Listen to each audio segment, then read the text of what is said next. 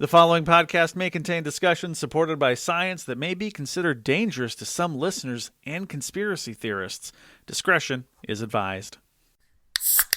The Three Down Greencast is brought to you by Lucky Bastard Distillers, Saskatchewan's premier distillery, and by the Pile of Bones Brewing Company, brewed in the heart of Regina.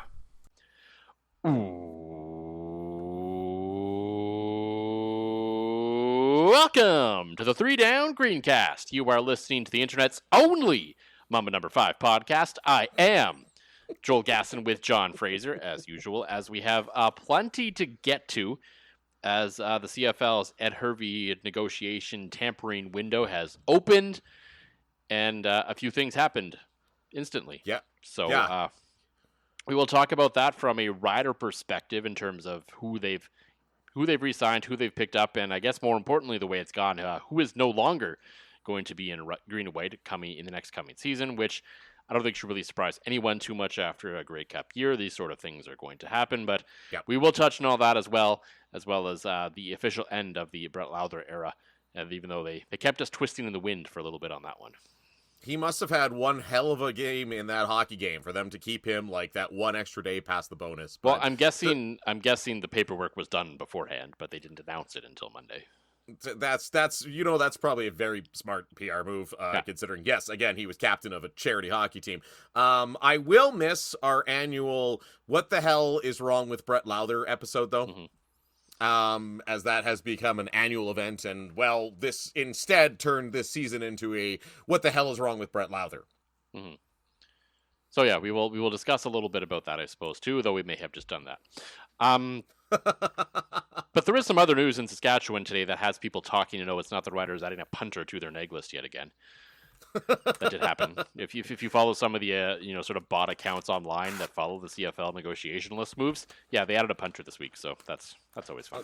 You know what? I love the fact that we all clamored to have the negotiation list released, and 90% of it is punters you've never heard of coming on and off the list. I mean, not entirely, but we always knew there was going to be a bunch of nobodies coming on and off this thing all the time, but. It's still good that it's out there. What is maybe not so good that it's out there, and this probably isn't news to any of you listening to us, but it may be. You may recall a number of weeks ago now, at the time Saskatchewan Rattlers announced that they had undergone management change. Yes, and they were basically putting everything on pause for a while. And today, on Wednesday, February 4th, I guess yesterday, technically, they teased a big change coming on today, Wednesday, February 4th. Yes. And so we got it. We got the new logo, and we got the new name, which we'll start with the positives. I think it's a good thing now that the team has described themselves as Saskatoon.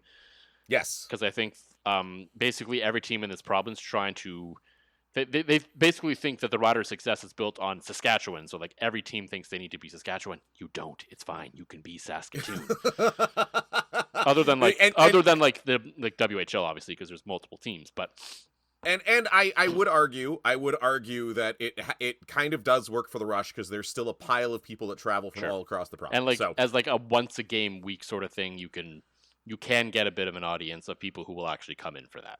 Exactly, but I can assure you that nobody's driving up from Regina for a Wednesday night at SaskTel Center. Weekend games, absolutely. I'm sure that they had a contingent of people coming up from Regina, but maybe it's you happen to be in town, so you'd go, kind of thing, right? Yeah, 100%. Yeah. So they are now Saskatoon, which I think is fine. I think that's great. I think more as the bigger city in this province, more teams should try to feel like they're a part of the community of Saskatoon rather than try and be everything to everyone in Saskatchewan. Yes, dial in, focus in, and focus on the market. Bang on. But then we got the new name and logo. And they are now the Mamba. The Mamba, yes. And the first thing I heard, which friend of the show, CBC's Dan Plaster, actually told me the news of this first. My first thought was, is their logo Kobe Bryant? Because that would have been kind of funny.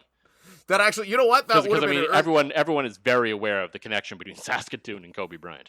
It's a well-known connection in the annals of time. In fact, it's so well-known, I believe the Tragically Hip wrote a song about it. Sure, yeah, absolutely.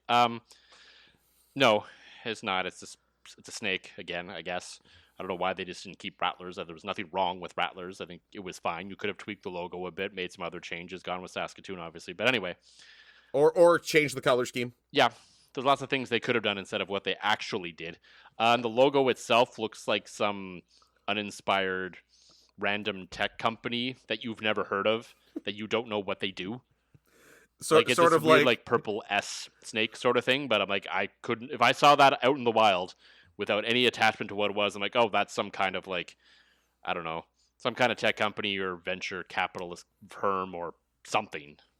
I'm just Not glad a they used basketball team. I'm just glad they used a different designer than the Moose Jaw Miller Express. Well, I don't think that guy's alive anymore, probably. So, or he is with his upside down M's posing as W's. So yeah, it's it has certainly gotten the province talking today, and I guess all publicity is good publicity.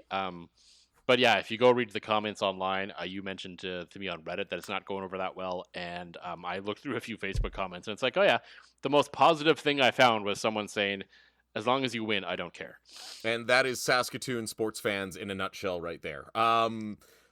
Whatever you think of the logo, I like the color scheme. I think the color it's scheme unique. is fine to switch. I think there's enough green in this province. It's good to stand out a little bit and do something different. No question. Agreed, 100%. And not that the Rattlers color scheme was bad. It's just this is I think it's cool. I'm very interested to see what the jerseys are going to look like, because I think that contrast of black and the neon purple is going to look really good. And I mean, also announced, I can tell you right now, this team desperately needed private ownership. I know people behind the scenes that were basically holding this thing together with strings and hope.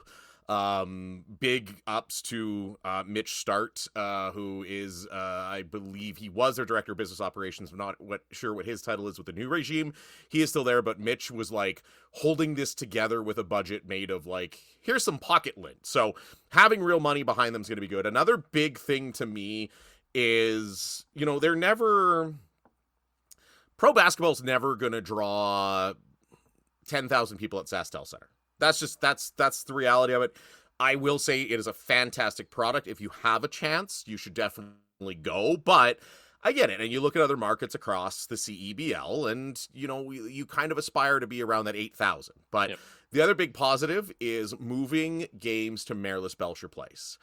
Your 2,000 people in SaskTel Center can feel empty despite the great job that the game day people do, the great job that the fans do bringing the noise.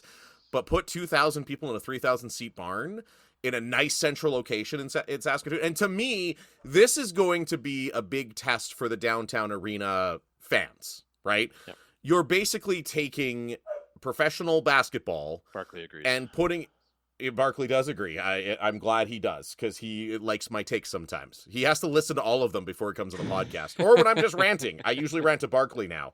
But no, I think this is your litmus test for whether an arena is even viable in Saskatoon. Because if people aren't going to support this team at Marilys Belcher, a nice central location, easy to get to, tons of bus service.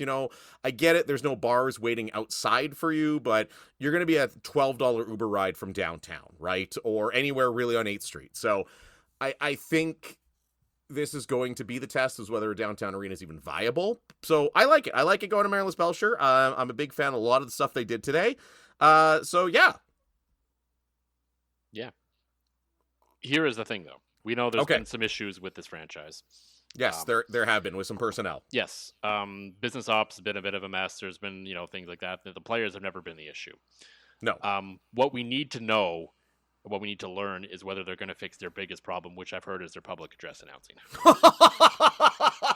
Oh, fuck you. The funniest thing is, I can tell you, nothing confirmed, nothing in writing yet. I have had discussions, so we'll see if the Fraser curse continues for the Mamba. And selfishly, when you're doing public address and you're doing that big pump up the crowd, Rattlers is very hard on the throat. When you go, Saskatchewan, you almost have to growl it out. You could growl it out, but what you had to do was you need to learn to roll your R's. Rattlers! Exactly. Why the hell did I never do that? I don't know. That would have been my first thought, is to roll my R's, but maybe that's my sort of God. French in me. Here I am, 2.5, 3 seasons as the part-time public address announcer, and I never once thought to roll my R's despite my, oh, God. Now I'm just upset at myself. You'll never get to now. No, I won't. And now Barkley is going to have to listen to me cry tonight. That's not new. That's probably not new. If only he could mix me a vodka at the same time. So Rider fans may be reaching for the vodka a little bit over the last few days as the legal tampering window opened. And what we learned for sure is definitely that tampering is still alive and well in the CFL. Oh my God, is it ever? Like, there was about 12 deals in the first 90 minutes. I'm sure some of them came up organically. There's no chance they all did, though. So no, absolutely not a chance. And like, especially like some of the big names, there's no way the discussion was not had. And okay, that's part of my theory as to why AJ Ouellette took so long to re-sign. We'll talk about him more in a minute. But he's his own agent, so it's almost like the team had to pretend that, like, this was a thing that, oh, yeah, totally, AJ, we totally can't talk to you till the start of this window. Well, you can talk to your own players. Oh, right, that's right. You can talk to your own players. But He's still technically under contract with the Saskatchewan Roughriders right now. And now for next year as well, obviously, but yes. Well, now Barkley's going to hear me swear now, because I'm -2 on the pod already today, Gas. Jeez, I mean... Oh. So we will get into everything that sort of transpired over the last few days and a bunch more. But John, for Lucky Bastard Distillers, what's in the glass this week besides sadness? Sadness and incorrect takes. Okay, if I ever write a biography, that is going to be the title. Sadness and incorrect takes. Vodka, lots of it. I decided I found more of those flavor packets that I like the Crystal Light ones. So today we have a cherry pomegranate mixed with Lucky Bastard vodka, ice, and water. And it tastes like Bernie Kool-Aid, and I'm quite enjoying it right now. And I can blame the takes on, I started sipping on it while you were doing house stuff, and I was waiting for you for 15 minutes. It was sitting there, and I'm about halfway into this thing, and if I think it's strong, it's strong. So, yes. Yeah, okay, I'm going to blame that on the being -2. Sure, well, we'll go with that. Sure, let's roll that. History does not suggest otherwise, that could be the case. I mean, I did once pick Johnny Manziel to win a Grey Cup, so. Yes, and Taylor Cornelius was going to lead the Elks back to relevancy. So what you're saying is I should just stay away from quarterback takes? Maybe. It's entirely possible. I'm not going to, though. For me, no, that would be boring. Otherwise, what's the point of us even being here if we're not going to say anything remotely interesting, right? That's fair. You've got a point there. Mm-hmm. For me, I have from our friends at Nokomis Craft Ales, the brown ale, which is basically a stout or porter, whichever you prefer to pick. Nice, light, and toasty and delicious. It's kind of like a winter beer. That's still one I've tried it a couple times, and as everybody, all 7 of you that listen know, I'm not a big stout guy, but it is one I don't mind. It does have its spot, so can't go wrong with Nokomis. And one thing I'll bring this up now because I would recommend you trying somehow. I don't know how, because you're probably not going to be a giant anytime soon. They're not. So at the Bushwhacker right now, they have their oatmeal stout out, and if you're there, you ask for a mother-in-law. They call it. Okay. And it has their oatmeal. It's like half their oatmeal stout and half their Chico IPA in a glass, and it is delicious. Oh. The very first sip I took was like, okay, this is very IPA. This is not what I was expecting. But then I think everything kind of mixed together better. My second sip, I was like, ooh. Now that's interesting. But see, like I could even do that with like a Blackbridge. I think you would like it. Yeah, I think you would like the concept. Yeah, for sure. Well, because I do like I like either kind of lagers or hoppy beers. I like malty beers as well. It's just I think it's almost the dark beers are almost more of a texture thing because I like the cold brew Americano stout, which doesn't have that like stouty. It's not Guinness basically, so. Yeah. It's the best way I can describe it. So, no, I'm going to have to give that a try. Or even, I know what to do next time I buy a Blackbridge mix pack. Mix the milk stout and the IPA and see what the hell happens. Yeah, that would probably work. They are probably fairly similar, and the Blackbridge ones are probably better. So, And you know what? It's funny. It's that is a live tasting I'd actually be excited to do on this podcast rather than Mayo Nog or anything with Malort. Although I did find somehow Malort and gin works. It kind of tastes like a lazy man's Negroni. Yeah, I was pleasantly surprised, but I think I might have also had a little weed that night, so I think anything would have tasted good at that point. You might need a bigger sample size on that one, yeah. Well, maybe that's another. Next time I get a bottle of gin, that'll be another live test. There, we've got my drinks lined up for like the next month here. Yeah. One less decision I have to make. Boom. One less decision for John Fraser. Many decisions for CFL GMs over the last few days, as players moving around all over the place, as the Ed Hervey tampering window, of course, opened up. Trademark Greg McCullough. Which everyone is now adopting. And Ed Hervey, to his credit, actually kind of giggles about it. So I think that's great. Oh, 100%. And Greg and I were talking about this the other day. He was kind of the first one to use it in social media, so we will give... I mean, Greg's ego's big enough, but we will give Greg this victory. Yeah, we'll give him one. We'll give him one victory. Well, I guess technically we would give him two since he was part of our team at the Statnik Invitational last year. Yes, we also did bring him to the pinnacle. But I guess you were honorary member of the team. But, I was, yes, which apparently I'm glad you're not on Twitter anymore because there might be plans for an episode next week while you're in Costa Rica. Oh, it made its way onto Blue Sky. The Static Invitational account messaged me on there to get approval, I guess. Oh, they got to run it by you? They thought I was the real leader of this program, so it was about whether either of them come on. I was like, as long as if Dave comes on, he still listens because we can't afford to lose a listener.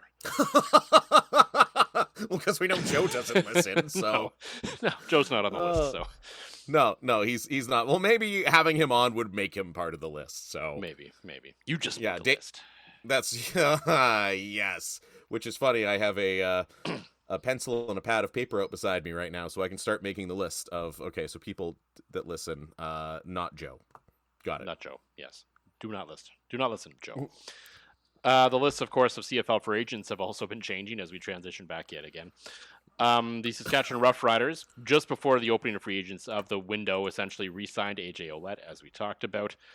They have also, new to the team this year, will be a returner, James Letcher Jr., which I think is a great addition. Agreed. No word yet. Obviously, Mary Alfred has not been in the news anywhere yet, so I think that says what we need to know about that. And James Vaughters, defensive lineman, long time with the Calgary Stampeders, last year with the Winnipeg Blue Bombers, coming over to the Riders. And why? Well, I think biggest reason why, number one, Malik Carney is off to the Edmonton Elks along with Joe Robistelli. Other losses of note include linebacker A.J. Allen. That one certainly stands out to me. Quarterback Jake Mayer, receiver Tommy Neild, and Sam linebacker C.J. Revis. Yes. Again, things could always fall apart, and I feel like after recording, at least one of these deals will fall apart that have left, just to spite us. But I think it's pretty clear that they know that Malik Carney is 100% gone. I like James Vaughters. Again, as a guy that watches every down of Blue Bomber football every year, even recorded, Vaughters, he's basically going to be a straight-up Carney replacement. I know lots of guys are high on Carney, but... Yep. I mean, he was one of the best defensive linemen in the league last 2 years. Oh, absolutely. And as you should be high on Malik Carney. My guess, as I said on CBC this morning, my guess is Ed Hervey essentially presented Malik Carney probably with a blank check, and you can't blame him for that. Well, no, and it sounds like that's what happened, as he was... We know how Ed likes to operate in free agency, not just in terms of talking to guys 3 years before they're free agents, but also he loves to spend money on the line of scrimmage, which, hey, it's not wrong. That's how you win football games. Jake Seresna didn't really work out for them last year, but I mean, if you keep going to that well, it's going to work eventually. And ironically, the Elks got better as the year went on, thanks to some other people that were unknowns that they added. But anyway, but still too with the Elks, they always seem to especially Ed Hervey has this trend of being like, I want to get one big name, and I don't care what it's going to cost me. Yeah, I will say I do like their signing of Joe Robistelli, and I think that's one the Riders are going to miss. Agreed. And Tommy Neild. Yeah, Tommy Neild. We'll get into Tommy Neild, but I think Joe Robustelli to me sort of leads me into the conversation, sort of the big asterisks we have to put around all of these conversations we always have about free agency. It's easy to sit here and talk about how could the Riders let this guy or that guy or this guy go? It's important to always remember that players have agency in this as well. And This is not to say that every player who left hates the Saskatchewan Roughriders, but sometimes for a variety of reasons, sometimes professional, sometimes personal, sometimes whatever, they may also just be looking for a change themselves. To me, I don't know this for sure. This is pure speculation. Joe Robustelli could have been that guy because he always seemed to get the short end of the stick despite always producing every time he was on the field. Yeah. So I could understand why he may say, I wouldn't mind being back, but I may also take an opportunity to go be a regular contributor on another team. Well, and especially with the money they gave Keyshawn Johnson, too, right? You have to think they're going 2 Canadians at wideout. Keyshawn Johnson's going to be a starter. So that would automatically, even if Robustelli came back, that makes him the 4th guy. Yeah. Right? So I get it. The other thing, too, is you see this in any professional sport with guys leaving. It's like they get the ring, they get paid, they win a championship, and it's almost like you have 2 different mindsets for players. And I don't blame either one, nor am I saying one is right and one is wrong. You have the guys that get the ring and are like, hey, let me go get paid. Mm-hmm. And to me, I think that is a bit of Malik Carney right there, because from all accounts, which I'm guessing, and I'm going to guess whatever the number ends up being is probably fair, because as good as he is, I mean, you can systematically replace everything along the defensive line if you need to. Yes, especially it is one of the easiest positions seemingly to find players if you have good scouting. If he were a Canadian, that's a different story, but as an American pass rusher, okay, I'm not advocating that Malik McCartney was like easily let go, that they easily should have let him go, but in terms of the availability for replacement, it's a lot stronger than some other spots. Well, and he's going to have a shorter window because of that, because the second his play regresses, he's in a very competitive position as an American defensive lineman, right? Like, so if Willie Jefferson couldn't knock down passes like every 3 attempts, he would be done by now. Or have his bi-weekly Willie Jefferson old school game, right? So, and I think Willie Jefferson is the ultimate case that if I'm sure we knew the salary numbers, that's a guy that's probably he's on a lot of commercials on those Blue Bomber broadcasts. I'll tell you that for free. That's that. Technically you're saying everything on this podcast for free. So that's also true. But if I was a professional athlete, I don't think I'd be saying anything for free. I'm sure I would, but it seems like, especially in markets like Saskatchewan, Winnipeg, there's a little bit of tongue-in-cheek money. So, and that's another Willie Jefferson. That's another reason why I think a guy stays. But I think Carney he understands his career short. Football careers inherently are short. American defensive lineman careers in the CFL are even shorter. So, especially on the edge, it seems like there's a handful of like guys in the middle that seem to last forever, which is like mind-boggling to me.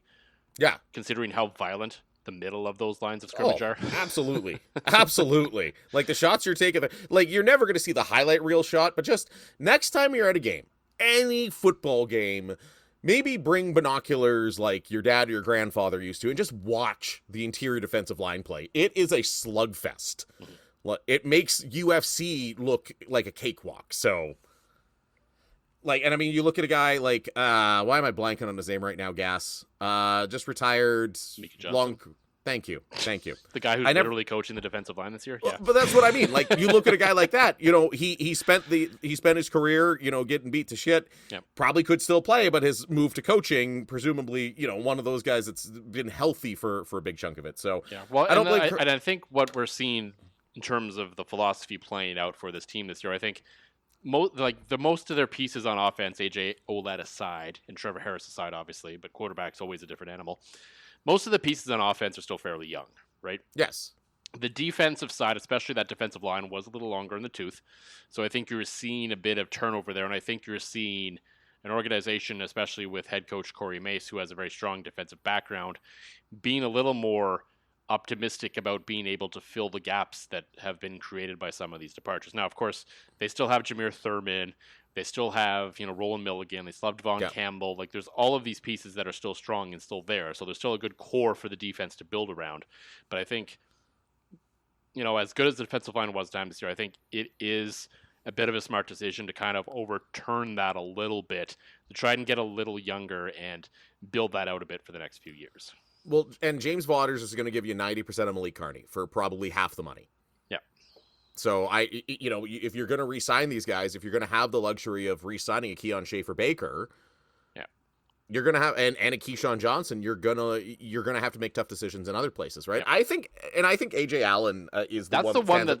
That's the one departure that like surprises me the most out of everyone, just for how glowingly Corey Mace talked about him late last year, how sort of he became a star late in the year finally, like deservedly so. Probably should have been much sooner.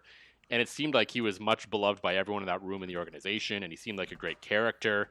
Like he did the whole chess piece with TSN in the playoffs, and you thought, okay, this is a guy that's going to be like around here for a while, and this is going to be a thing. And then all of a sudden he's off to Ottawa, and you're like, oh, yeah, okay. Yeah. Like out of all the guys, that was the guy I thought for sure was going to be back.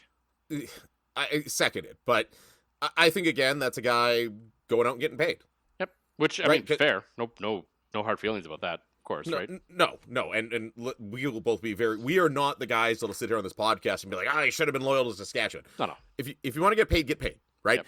If you want to stick around and go back to back, stick around and go back to back. That's entirely your prerogative, but your career's short. Maximize it in whatever way you want to maximize it, right? Whether that's by winning or by getting paid. So, and let's face it, let's just put two and two together here. If you're leaving Saskatchewan for Ottawa, which is a dumpster fire, well, I'm sure there's presumably won't be this year. We'll see, hopefully.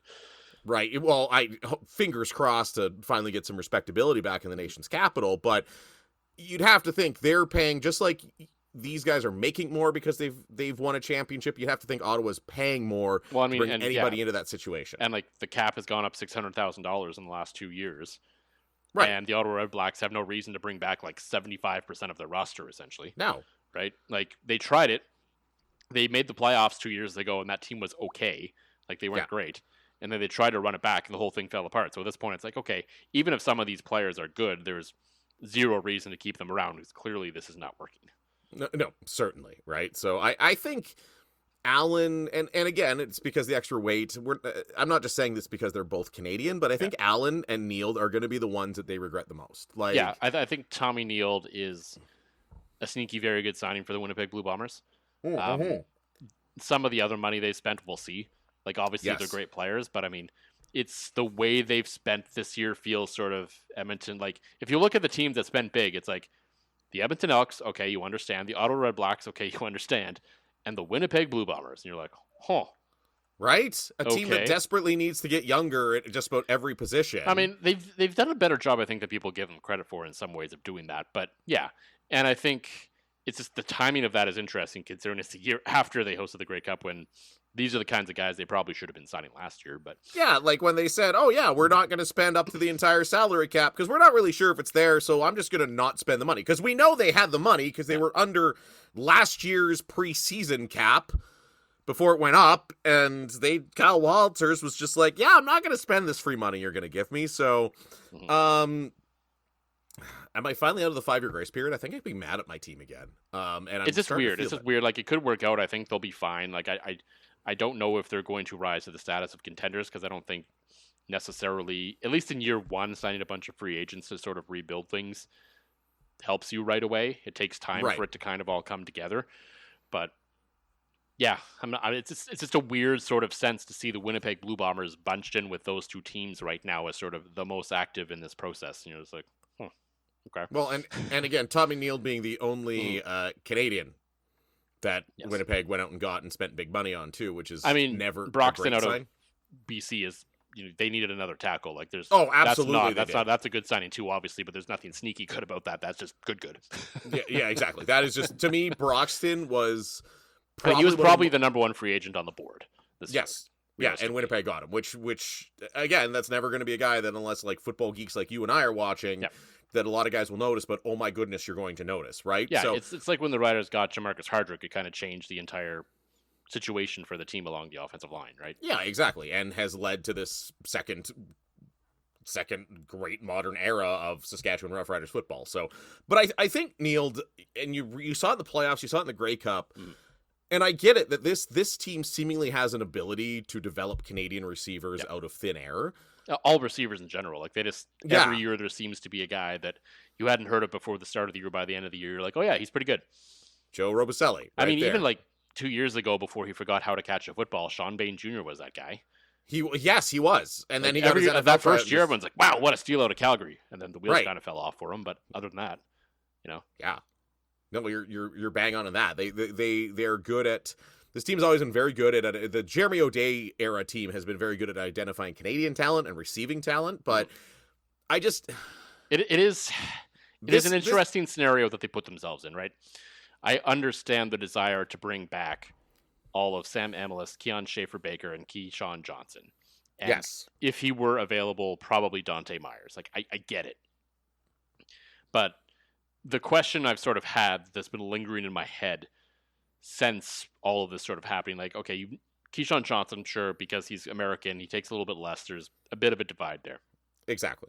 To me, the question is signing Keon Schaefer-Baker for whatever he's making, let's say between $250 and $300 probably, is that worth losing both Tommy Neild and Joe Robustelli? With the added asterisks of it's entirely possible one or both of them may have wanted to leave, to be clear. That's the thing that could have happened. But is it worth it? And the answer is I don't know. And that's no disrespect at all to Keon Schaefer-Baker. If he plays a full season, which I consider 16 games this year, and puts up the 1,200 yards that he should and everything, you're like, okay, this worked out. This is great.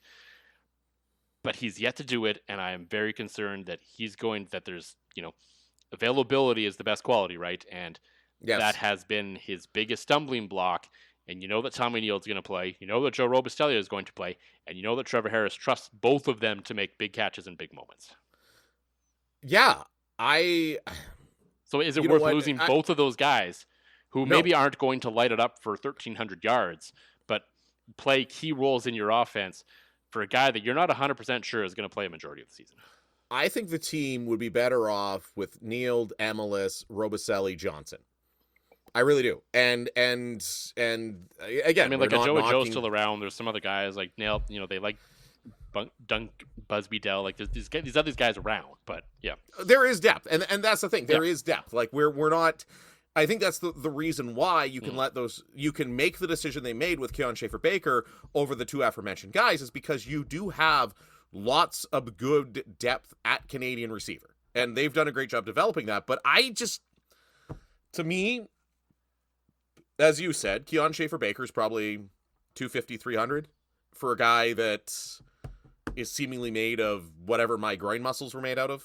Like, it's just, you got to be on the field. And is Keon Schaefer-Baker, if Tommy Neild and Keon Schaefer-Baker each play 16 games, Keon Schaefer-Baker is going to be the better player. And the same argument can be made, Keon Schaefer-Baker versus Joe Robustelli. But as you said, what are the odds he plays 16 games? I'm taking the under on 16 games for Keon Schaefer-Baker all day long. I'm betting the farm on it, right? Mm-hmm. And you said too, like, I know Trevor Harris's biggest ability, and we've discussed this, is just, hey, you're open, have the ball. But you're right, we saw it in the playoffs, we saw it in the regular season that Robustelli and Neild were his safety nets, and in fact, that's a discussion we had before the Grey Cup, was Robustelli being out could have been a major impact, right? Now, the team went and completely balled out, and and Davis Alexander was basically playing on one leg. Yeah. So it didn't become a factor, but I think in your hypothetical, I take Tommy Neild and Joe Robustelli over Keon Schaefer-Baker 100 days out of 100. Yeah, I mean, it's an interesting story. I don't think it's necessarily a wrong answer per se. Like, I don't think this is probably not something that's going to sink this team and they're going to be terrible next year. Oh, God, no. Like, it's just, this is sort of the margins of that we're nibbling at right now to try and create conversation around this team is, are these two depth guys worth this one guy? And like, if all things work out and Keon Schaefer-Baker plays most of the season and Sam Amelis plays most of the season and Keyshawn Johnson plays most of the season, regardless of what happens to anyone else, obviously it's all worth it. Everything's fine. I've been wrong before. I'll be wrong again. I am the first to admit when I'm wrong, and it's 100% fine. But as I said, it's not a conversation about Keon Schaefer-Baker's ability or his skill. It's just in his availability. And he's yet to really prove it in his professional career that he's able to lug it out for the long haul. So, yeah, it's just interesting. And I've understood, from what I understand, KSB really wanted to come back. and obviously that's a factor awesome. too. And that's great that he wanted to come back, but sometimes as a franchise, you have to make those sort of tough decisions and say, okay, but, right?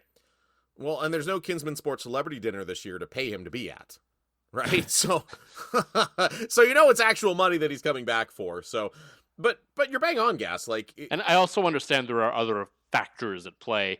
Like Keon Schaefer-Baker is probably, from what I understand, is like the most popular player on the team and sells the most merch. So that's not nothing, obviously. Oh, like, God, no. Like this is very much like like if you're in WWE and you want return on investment on your guys in terms of actual money, then yeah, KSB is one of those guys.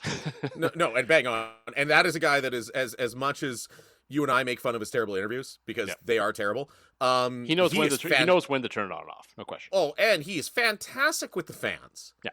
Like, my niece met him, and she is just in love with that man. Like, just because he was charming and charismatic and friendly at an autograph signing, like, that's the kind of guys that you need marketing the team. Mm-hmm. And like you said, that doesn't count for nothing, right? But it's not nothing. It shouldn't be a deciding factor in whether you actually sign a player or not. But it does come into consideration. There's no question. It should at least. It should. No, certainly. And I can tell you, being behind the scenes from multiple sports organizations, that is a part of the conversation when you're looking at, do we bring in this guy or bring this guy back? But I think Neal and Robicelli are both going to be key contributors on the new teams, which is awesome. They both get, more opportunity to play. And I for one, when we signed Tommy Neal, my buddies from Winnipeg are texting me about Broxton and Moxley and Tim White. And I'm like, Neal's Tim going to White's be our best drop a bunch of passes again. So, well, that's it. He'll have some big ones to make up for it, but he'll also drop a bunch in the meantime. Well, that's it. But that's it. And I'm like, Tommy Neal might be, well, outside of Broxton, because we just know he's going to dominate, he might be one of the best moves that Winnipeg makes this offseason. I mean, outside of, re-signing Sergio. Well, yes, of course, naturally. But in terms of new guys they brought in that are sneaky good, it would be Tommy Neal to me, because he's progressed everywhere he's gone. Every year he's gotten a little bit better. And yeah, I don't know if he's ever going to be like a top Canadian receiver on a team, but he's always going to contribute. He's always going to be solid. He's always going to be a guy that you can lean on. I mean, heck, the Riders aren't in the Grey Cup without him. No, absolutely not. He made a tough catch in the end zone to win that game against BC. Yeah, I was so impressed by his game against BC and his entire playoff run, right? So, but speaking of kickers, no more Brett Lowther. Kind of predicted could happen. I mean, I'm pretty sure everyone knew it was probably going to happen. He was due a bonus on February 1st. I think, you saw the year that Brett Lowther had. You're kind of like, oh, yeah, the writing is on the wall on this one, unless he's willing to come to camp with $0 in the bank on his contract and try and earn his job back. There was probably a less than 5% chance that he was going to be back. And yeah, that's professional football. I'm pretty sure Brett understands. I mean, I think he knew probably what was coming, and then that's why these bonuses exist, so he doesn't get strung along till camp, just so he can get cut. At that point, it's like, okay, now he's free to do whatever he wants. I don't imagine anyone's going to be in a rush to sign him, but hey, if a kicker gets hurt, it's entirely possible that someone may give Brett Lowther a call, and now he has the opportunity to actually go there before things get, before he runs out of time, essentially. But he had to know it was coming, and I think still good on him to follow through on his commitments with the organization off the field. Coming through, it just speaks to the kind of guy that Brett Lowther is, and certainly in that regard, he will be missed. But on the field, it was certainly time for a change. Like all jokes aside, that we were talking about, his performance at the Winter Classic, but because it easily could have been a guy in a situation after the year he had, the writing's on the wall. He easily could have been like, no, I'm not doing that. Not only did he do that, he was a captain of the team still. So yeah, and was out from everything I've heard, he was out shaking hands, kissing babies, doing all the right things. Which, knowing the way these things work, he probably knew he was cut. Yeah. So the Riders could avoid paying that bonus. So here you are out representing the team when you're no longer part of that team, essentially. So that maybe they slid him a few marketing bucks late on his contract last year to make up for that a little bit for this, but yeah. Or paid the tab at the keg or wherever those guys went after that, because I can't imagine a situation in which a bunch of football players play hockey for funsies and don't go out with having like prime rib and a bunch of beers. So